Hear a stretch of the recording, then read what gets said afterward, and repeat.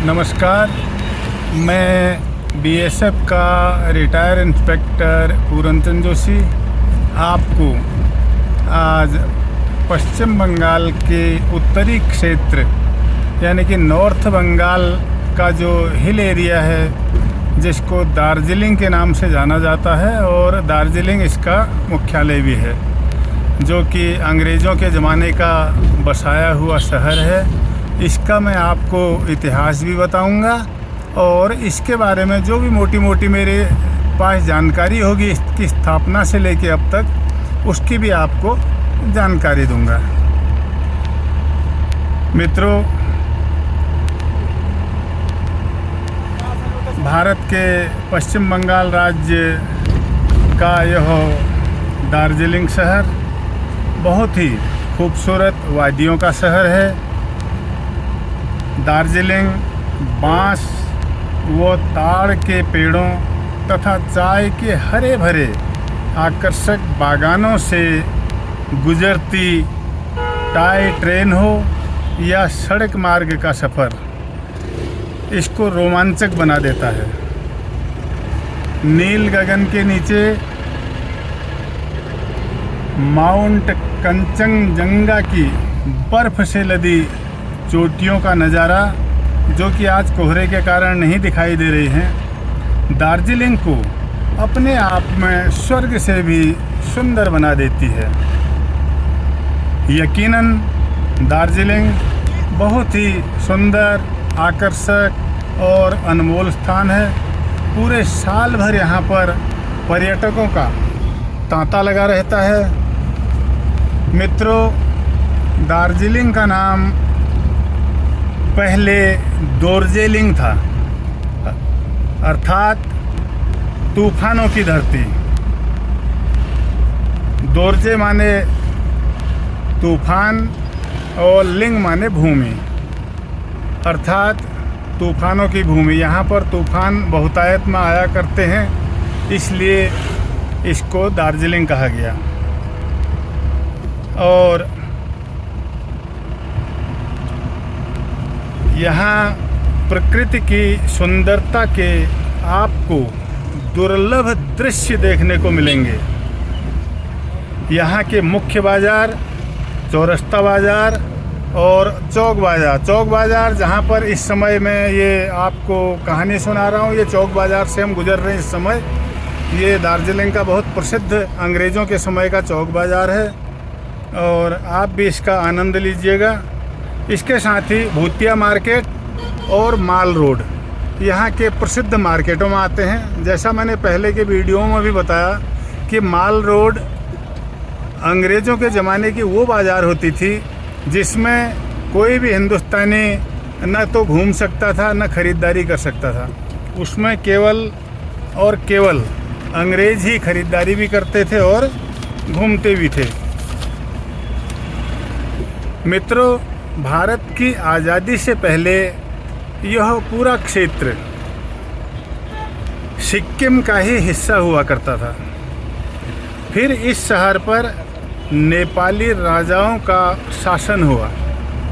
नेपाली जनजाति गोरखा द्वारा सिक्किम के राजा से दार्जिलिंग का क्षेत्र एक युद्ध में छीना गया था। सन 1815 में सुगौली संधि के तहत नेपाल को दार्जिलिंग शहर ईस्ट इंडिया कंपनी को सौंपना पड़ा था और वर्ष 1817 की टिटालिया संधि होने पर ईस्ट इंडिया कंपनी ने दार्जिलिंग का क्षेत्र पुनः सिक्किम राज्य के सुपुर्द कर दिया।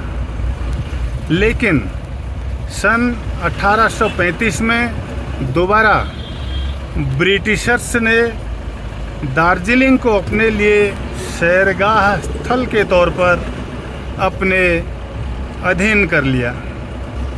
भारत की आज़ादी के बाद इस शहर का विलय भारत के पश्चिम बंगाल राज्य में कर दिया गया। ये यहाँ का क्लॉक टावर आप अभी सामने देख रहे हैं। और हम इस समय क्लॉक टावर है यहाँ पे, यहाँ की जो ये मुख्य मार्केट है उससे गुजर रहे हैं। हिलकाट रोड है और चौक बाज़ार है हिलकाट रोड की। ये पूरा चौक है, दोनों तरफ नीचे और ऊपर। अभी हम ऊपर की तरफ चल पड़े हैं और आप पूरे बाज़ार को देखते जाइए और साथ ही इसका इतिहास भी सुनते जाइए। तो मित्रों, जैसा कि मैं बता रहा था, इस दार्जिलिंग क्षेत्र की जो भाषा है वो आमतौर पर हिंदी है, लेकिन यहाँ पर गोरखा, बंगाली, नेपाली, तिब्बती, अंग्रेजी आदि भाषाएं भी बोली जाती हैं।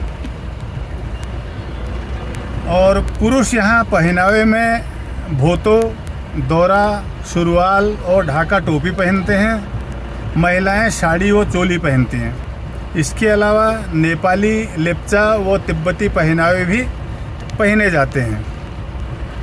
यहाँ पहुँचने के लिए नज़दीकी एयरपोर्ट बागडोगरा सिलीगुड़ी में है और नज़दीकी जो मेन रेलवे स्टेशन है वो भी न्यू जलपाईगुड़ी सिलीगुड़ी में है। और दार्जिलिंग तक छोटी लाइन की हेरिटेज टॉय ट्रेन एक इंजन और 2 डिब्बे वाली चलती है। इसका इस्तेमाल आमतौर पर अब टूरिस्ट करते हैं। पहले इस ट्रेन का इस्तेमाल अंग्रेज़ों ने अपने ऐशो आराम से और आराम करते हुए यहाँ पहुँचने के लिए किया था। अभी हम दार्जिलिंग के जज बाज़ार से गुज़र रहे हैं और आप इसको देखते जाएं और सुनते जाएं। तो यह ट्रेन रोड के साथ साथ इसकी लाइन बिछी हुई है और रोड के साथ साथ ही ये चलती है। इतनी धीरे चलती है कि आप इसमें उतर करके और पुनः वापस चढ़ सकते हैं। अब केवल ये टूरिस्ट ट्रेन रह गई है ताकि लोग इसका आनंद ले सकें। आप देख रहे होंगे मेरे सामने ये ट्रेन लाइन बिछी हुई है रोड के किनारे पर, और ये दार्जिलिंग स्टेशन आ गया मेरे सामने। और ये 2 डिब्बों वाली ट्रेन यहाँ पे खड़ी है, आप देख रहे हैं ये ट्रेन खड़ी है 2 डिब्बे वाली। और सामने ये स्टेशन है दार्जिलिंग का, अंग्रेज़ों के बनाने का ज़माने का ही ये दार्जिलिंग स्टेशन आप देख रहे हैं। लाल रंग की गोल ये मेहराबदार खिड़कियाँ इसकी लगी हैं और ये बिल्डिंग भी अंग्रेज़ों के ही टाइम की है। और यहीं तक वो ट्रेन आती है और आगे वापस यहाँ से फिर दार्जिलिंग के लिए सिलीगुड़ी के लिए चली जाती है। ये पुराने डिब्बे, उस समय जो छोटे छोटे डिब्बे मालगाड़ी के चलते थे, और ये जो 2-3 डिब्बे शीशे वाले दिख रहे हैं ये अभी चलते हैं इसमें। और ये पुरानी बिल्डिंग इसकी ये लोहे वाली, पूरी लोहे से बनी है। और इंजन इसमें सारे इंजन जो चला करते हैं छोटे छोटे, इनका मेंटेनेंस होता रहता है। कोयले के इंजन है, इनको स्टीम इंजन बोला जाता है। और यही इस मालगाड़ी को उसी अंग्रेज़ों के ज़माने के स्टाइल में सिलीगुड़ी से लेके दार्जिलिंग तक लेके आते हैं। और ये पटरी देखिए आप, मेरे सामने पटरी बिछी हुई है और यही इंजन इस गाड़ी को वापस ले जाते हैं। मित्रों, सिलीगुड़ी से रोड द्वारा भी आप बस और कार से दार्जिलिंग पहुंच सकते हैं। यहाँ घूमने का समय मार्च से जून और अक्टूबर से दिसंबर तक का मुख्य रूप से है। एक कहावत के अनुसार दार्जिलिंग तिब्बती शब्द है। जो दार्जिलिंग शब्द है वो तिब्बती शब्द है। और जैसे जैसे मैं आगे यहाँ से निकलता जाऊँगा जिस मार्केट से, वो मैं आपको बताता भी जाऊँगा बीच में मैं कहाँ पे निकल रहा हूँ इस समय। ये मेरे सामने रिलायंस का मॉल है, स्मार्ट और डिजिटल, बहुत ही शानदार तरीके से बना हुआ। और हम इस समय निकल रहे हैं आपके काकजोहरा बाज़ार से निकल रहे हैं। तो मैं बता रहा था कि ये दार्जिलिंग तिब्बती शब्द है। दोर्जे का अर्थ वज्र होता है और लिंग का अर्थ भूमि होता है, यानी कि वज्र की भूमि। वज्र माने जो इंद्र का वज्र था उससे लिया गया ये नाम, और इंद्र के वज्र की ये भूमि है। तो इसके 2 मीनिंग निकल गए, एक तो तूफानों की धरती और दूसरा वज्र की भूमि। जो लगभग ये दार्जिलिंग का क्षेत्र 138 वर्ग मील 138 वर्ग माइल में, स्क्वायर माइल में ये फैला हुआ है। जो बाद में इसमें डुआर्स, कलिम्पोंग, आदि स्थानों को भी इसमें मिला दिया गया, तो 1866 ईस्वी में इसका क्षेत्र फिर बढ़ करके 1234 वर्ग मील हो गया, यानी कि 1234 वर्ग माइल हो गया। मित्रों, दार्जिलिंग समुद्र तल से 2045 मीटर की ऊंचाई पर है, यानी कि लगभग 6710 फीट की ऊंचाई पर है। और इसके पास वाला जो शहर है कलिंपोंग, उसकी ऊंचाई 1247 मीटर है। मित्रों, दार्जिलिंग की चाय पूरे विश्व में प्रसिद्ध है। यहाँ की ग्रीन टी, यहाँ की ब्लैक टी और यहाँ की नॉर्मल टी को पिए हुए बिना आप यहाँ से वापस नहीं जा पाते हैं, क्योंकि उसको पिए बिना आप रह नहीं पाते हैं, इतने स्वादिष्ट और टेस्टफुल वो होती है।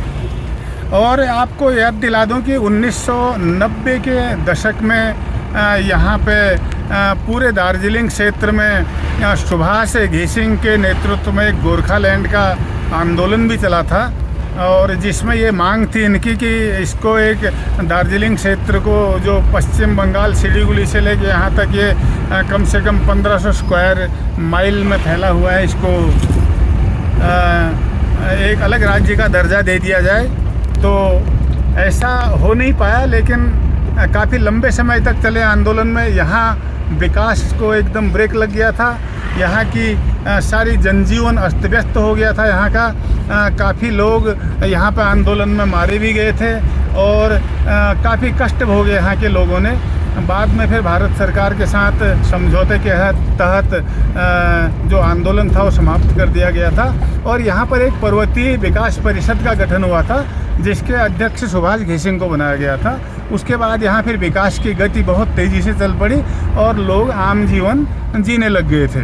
तो मित्रों, अभी भी आप दार्जिलिंग के मार्केट में ही हम आगे बढ़ते जा रहे हैं, और दार्जिलिंग का जो प्रसिद्ध हिमालयन माउंटेनियरिंग इंस्टीट्यूट है, जहाँ पर कि ये जो माउंटेनियरिंग यानी कि बर्फीले पहाड़ों में चढ़ने की ट्रेनिंग दी जाती है, वो यहाँ तेंजिंग नोर्गे के नाम से है, जो भारत के पहले एवरेस्ट विजेता, विश्व के पहले एवरेस्ट विजेता थे, जिन्होंने हिलेरी के साथ मिल करके नेपाल में स्थित 29,000 फीट ऊंची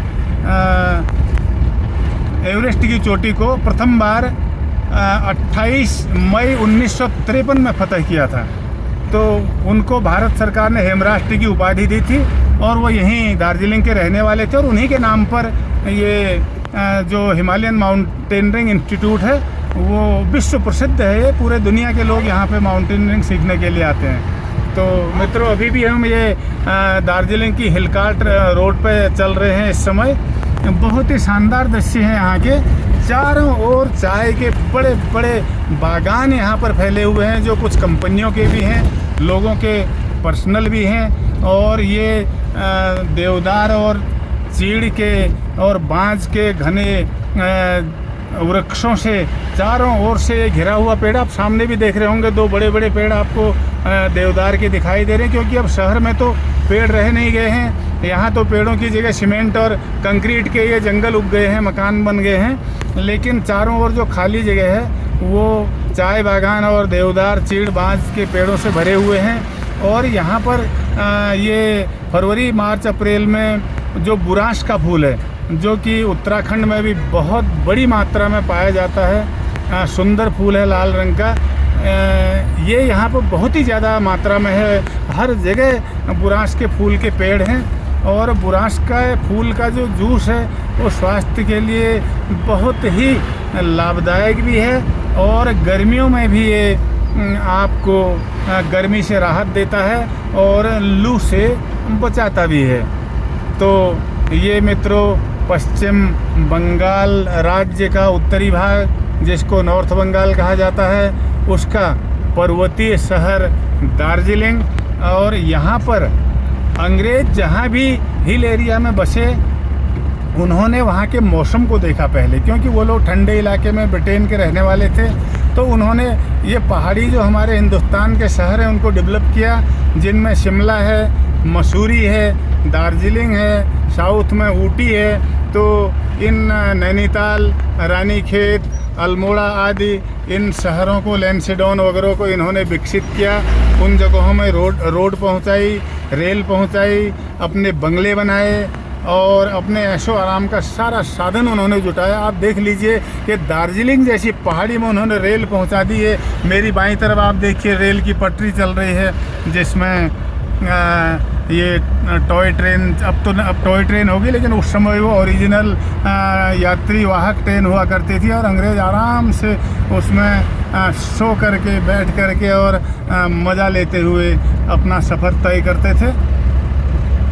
यहाँ पर इन्होंने एक सेंटोरियम भी बनाया है, क्योंकि जो उस समय टीबी जो थी वो एक बहुत बड़ी फैलने वाली बीमारी हुआ करती थी और टीबी कई प्रकार की होती है, तो उसको उस समय वो खांसने से, छींकने से, एक दूसरे को टच करने से इस प्रकार से फैल जाती थी और लाइलाज बीमारी थी, उसका कोई इलाज नहीं था। फिर भी उस समय जो इलाज होते थे उसके लिए उन लोगों ने हॉस्पिटल बनाए जिसका नाम सेंटोरियम रखा गया। तो सैनिटोरियम बहुत फेमस हैं ये, जैसे उत्तराखंड के नैनीताल में भवाली में सैनिटोरियम बनाया था, जहाँ पर जवाहरलाल नेहरू की औरत कमला नेहरू का भी इलाज हुआ था, उनको टीबी हो गई थी।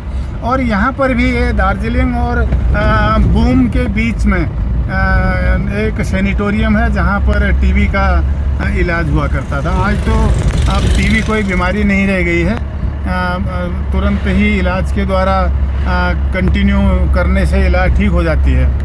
तो मित्रों, ये दार्जिलिंग का शहर, इसकी कहानी आपने सुनी और साथ में जितना मैं आपको दिखा सकता था मैंने प्रयास भी किया आपको दिखाने का।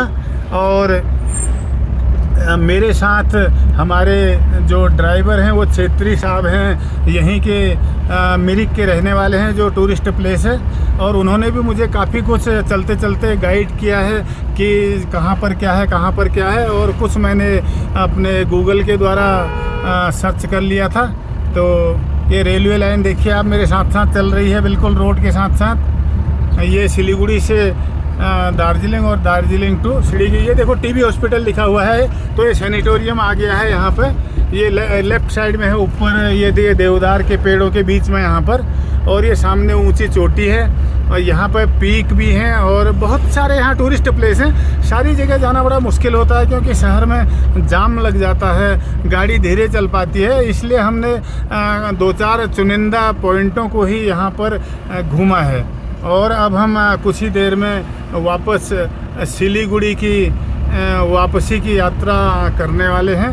और अब हम कुछ ही देर में घूम स्टेशन, जो संसार के सबसे हाईएस्ट रेलवे स्टेशन थी, संसार की सबसे हाईएस्ट रेलवे स्टेशन घूम थी, अभी नहीं रही, सेकंड है ये घूम।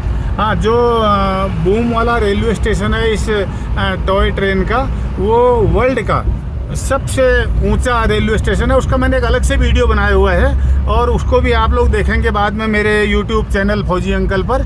और ये मेरे सामने आ रहा है, और वहीं पर वार मेमोरियल भी बना हुआ है, गोरखा वार मेमोरियल यहाँ दार्जिलिंग का। ये ऊपर दिख रहा है वार मेमोरियल का जो स्तंभ है वो आपको दिख रहा है, और यही वर्ल्ड का सबसे ऊंचा ये तो वो है लूप। हाँ, लूप बतासे लूप जी।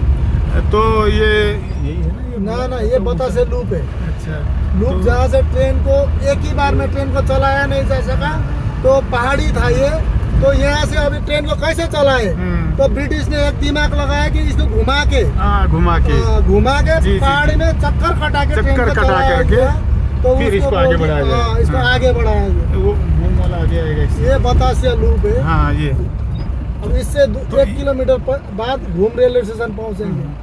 अब ये पहाड़ी में एक ही बार में ट्रेन नहीं चलाया जा सकता। बूम वाला कहाँ पर? ऊपर और थोड़ा ऊपर। अच्छा, वही है सबसे ऊंचा वाला। हाँ, वहाँ पर ऊंचा नहीं, अभी सेकंड हाईएस्ट है ये।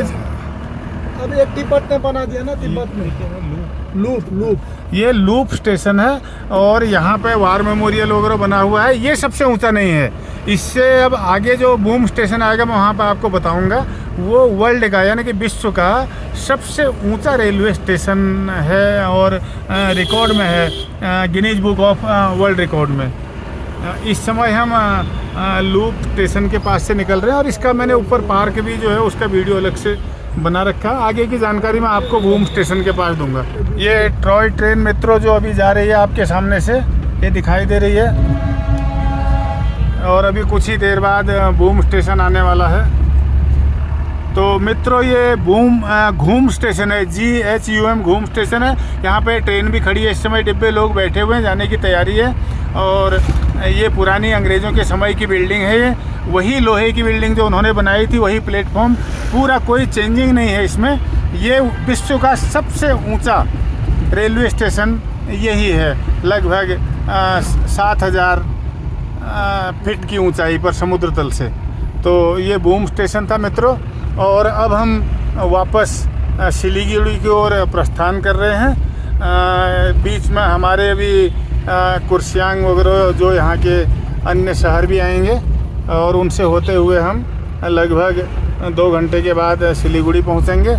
और आपको यह वीडियो कैसा लगा आप कमेंट कीजिएगा और शेयर कीजिएगा, लाइक कीजिएगा। ये बस आ रही है सिलीगुड़ी से, यहाँ दार्जिलिंग की रोडवेज की बस है, और हम अभी वापसी के रास्ते पर हैं। तो ये मेरा जो YouTube चैनल है फौजी अंकल, तो इसको ज़रूर आप सब्सक्राइब करें, लाइक करें, और जैसा भी आपका अनुभव रहा देखने का उस विषय में कमेंट भी करें। इसी के साथ मैं BSF का रिटायर इंस्पेक्टर पूरनचंद जोशी आपको अपनी गाड़ी से अपने मिसेज और ड्राइवर साहब के साथ नमस्कार, प्रणाम और जय हिंद करता हूँ।